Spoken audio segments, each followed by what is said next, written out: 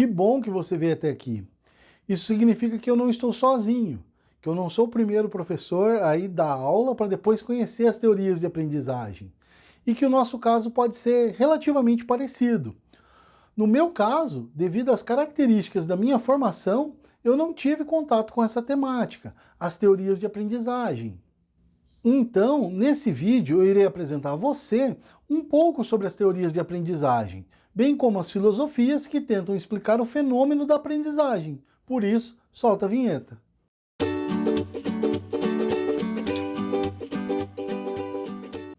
Bom, se você está assistindo a esse vídeo, eu suponho que você, assim como eu, há algum tempo atrás, não conhece muito a respeito das teorias de aprendizagem. Então, para início de conversa e para que você não se sinta mal por isso, eu queria te contar que mesmo sendo professor há algum tempo, eu não conhecia essas teorias. E eu passei a conhecê-las e estudá-las durante o mestrado, onde eu ainda não acreditava muito nelas, pois nós professores sabemos que na prática a teoria é outra, não é verdade?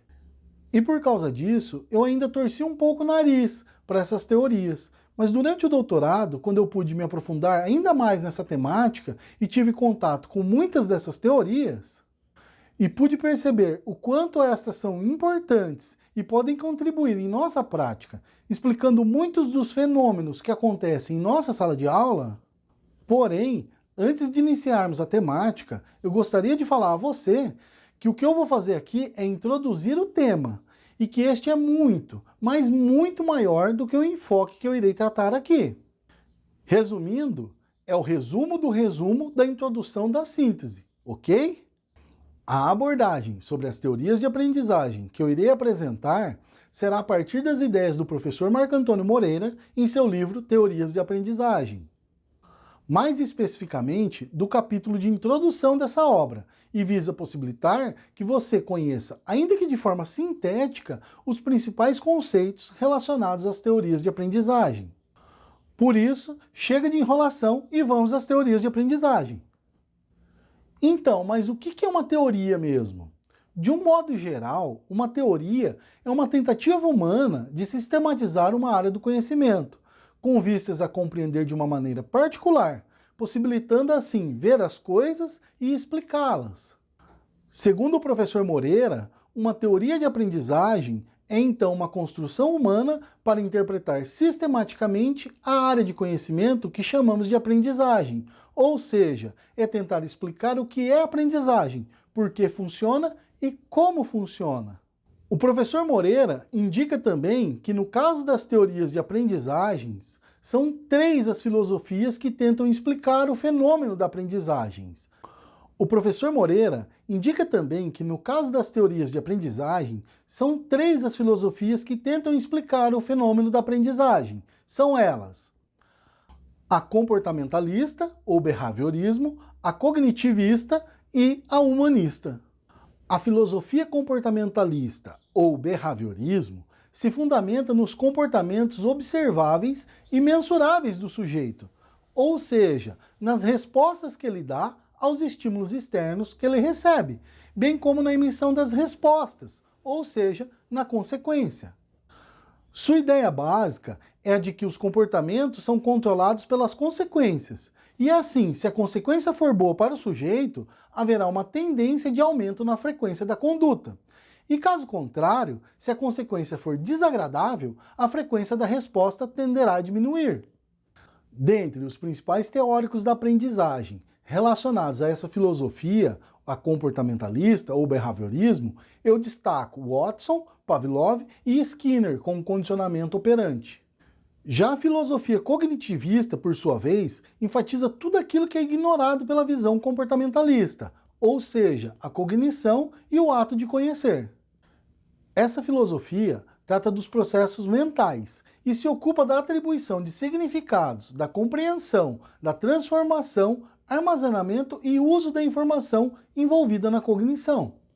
Dentre os principais teóricos da aprendizagem relacionados à filosofia cognitivista, eu destaco Piaget, Vygotsky, Brunet, Ausubel e, inclusive, Sueller, com a teoria da carga cognitiva, que iremos ver no próximo vídeo.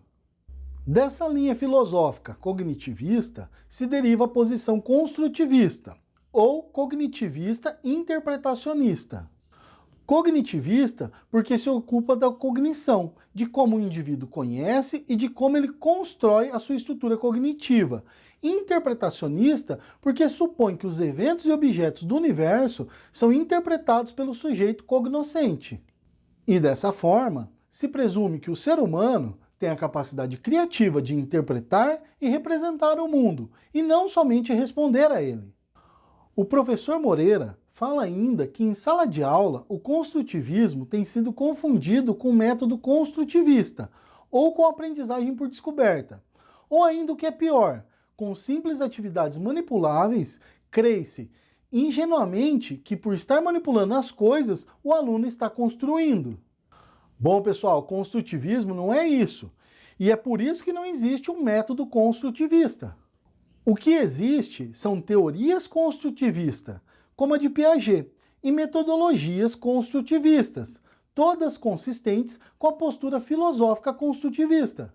O que implica, é claro, em deixar de ver o aluno como um mero receptor de conhecimentos, não importando como os armazena e organiza em sua mente, pois nesse contexto o aluno passa a ser considerado um agente de uma construção, que é a sua própria estrutura cognitiva. Já a filosofia humanista vê o ser que aprende primordialmente como pessoa. Nesta, o importante é a autorrealização da pessoa e o seu crescimento pessoal. Dessa forma, o aprendiz é visto como um todo, sentimentos, pensamentos, ações e não só o intelecto. O seu enfoque não se limita a um aumento do conhecimento, por isso não tem sentido falar do comportamento ou da cognição sem considerar o domínio afetivo, os sentimentos do aprendiz, pois o aprendiz é uma pessoa e as pessoas pensam, sentem e fazem as coisas. Dentre os principais teóricos da aprendizagem relacionados a essa filosofia, a humanista, destacamos Carl Rogers e Paulo Freire. Por fim, creio que cabem alguns destaques importantes relacionados a essa temática. O primeiro, e como já mencionado no início do vídeo, essa temática é muito, mas muito mais completa do que a abordagem superficial que eu estou expondo aqui. O segundo é que nem sempre é possível enquadrar claramente determinada teoria de aprendizagem em apenas uma corrente filosófica. E esse segundo destaque nos fornece o gancho necessário para o terceiro, que é o pluralismo filosófico-metodológico. Pois vejam, as metodologias ativas são claramente baseadas em aspectos construtivistas. No entanto, as mesmas colocam o aluno como centro do processo, incutindo assim também aspectos da filosofia humanista. E esse pluralismo reflete também a nossa prática como professor, pois em sala de aula, por mais que nós identifiquemos com alguma teoria em específico, não podemos ser ingênuos e acreditar que em sala de aula seguimos 100% dessa filosofia o tempo todo. Mas vejam, esse pluralismo não é um posicionamento contrário a essas filosofias e teorias.